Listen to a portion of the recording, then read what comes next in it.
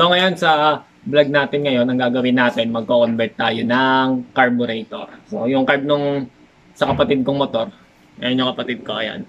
Ayan. So yung carb nung motor niya kasi laging nag-o-overgas tapos nag-o-overflow. Tapos kahit hindi kasi kayo makahanap ng repair kit niya kasi nga China siya. Tapos ano siya tawag dito yung old model na China na, Lipan 110. So ngayon, ang subukan namin, i-convert namin siya dito sa TMX 125 carb. 26mm siya. Tapos ang ginawa ko na lang, nagpalit ako ng jettings. Ginawa kong 75 na lang yung jettings niya, yung main jet. 4K engine. Kasi dito yung 4K engine. Kaya ngayon, tara, samahan nyo kami kung paano nga ba namin masusolusyonan yung problema sa carb. O kung pwede ba to.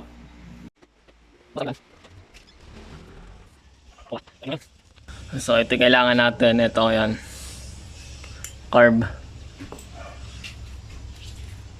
Tapos kailangan na natin ng takak manifold rotator para nakalabas dito. Ito yung para nakalabas. Okay, tanggalin muna natin siya. Ito pagkapatalikod, ako po hindi mapipihit yung pag kasi nakatalikod. Ito hindi natin ito mapipihit. Wow, so dami. Ayan, pagka nakaganyan, hindi natin mapipihit. Sama na si Eboy, Boy! Pwede kaya pa ganun? Pwede kaya. Sama natin yung mga mukha namin. Sakto yan, paside. Hindi natin malalaman ngayon. Paside gagawin natin. Meron ka pala may Siyempre, yung tawag dyan ay manifold rotator natin to. Ano ba kung ano lang to?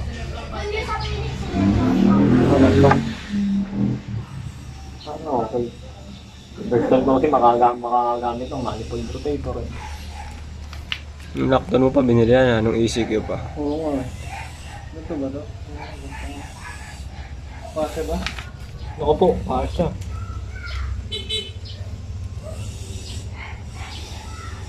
May tama ata.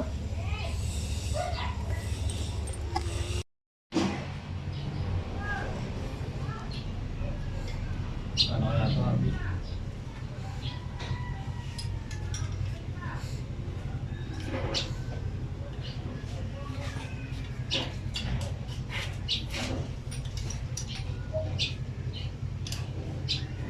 Dito wala naman ito, no? Ang nalagay. Ay, ato dito. Lalagay natin ito dito.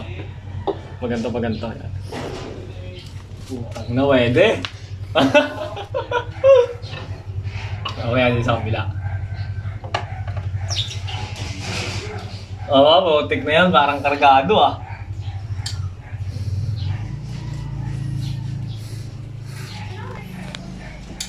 Parang kargado to. Hindi mo dapat sa harap. Wala, hindi pwede. Hindi. Mali nga eh. Dapat pala ibang manifold ginamit natin. Hindi pala pwede yung ganitong manifold. Mas mahaba dapat pang wave. Kasi nabenta kasi manifold ko.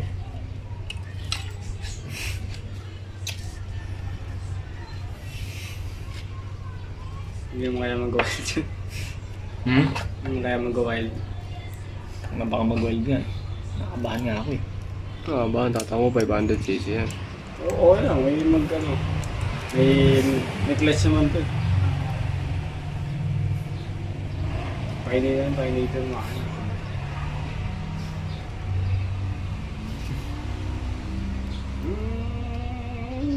Ilang oras nag-wild. Yung? Ilang oras nag-wild. Isang beses eh. Ano? Nag-wild isang beses. Ano nangyari? Wala. Pinag-wild talaga. Inalis yan, no? Ano? Inalis yan. Gago. Yan, inalis lahat yan. Kasi ba? Dalama yan. Hindi nga kaya mag-wild. Oh? Mukha biglang mahal yan.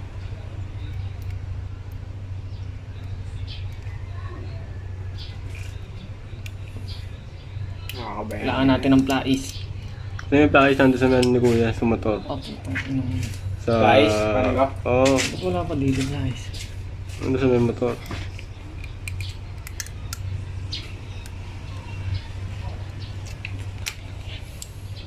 Kailangan pa pakis. Hindi na. Ang gabi. Nakakuha niya na.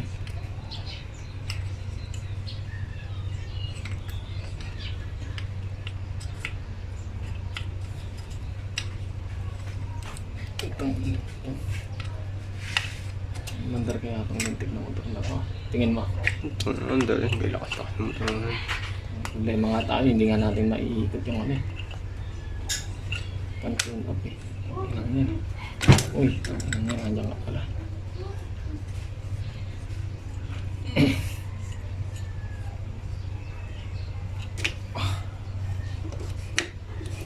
Putang na.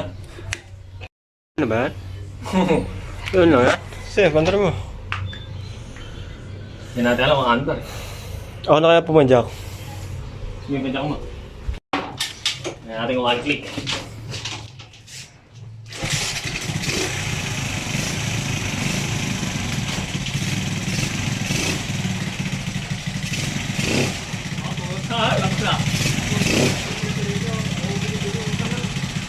Yo, makakita yung mga drippings niya.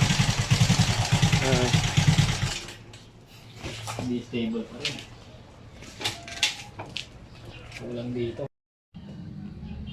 Ito yung patunay na hindi lahat ng pwede pasok. Hindi lahat ng pasok pwede. Kasi kung ito yung gagamitin namin, ayan. Ayan, kung itong carb yung gagamitin namin, baka magkaroon pa ng ibang problema kasi nga ayaw talaga niya matono. Ayaw talaga matono. Ayaw nito matono ng maayos.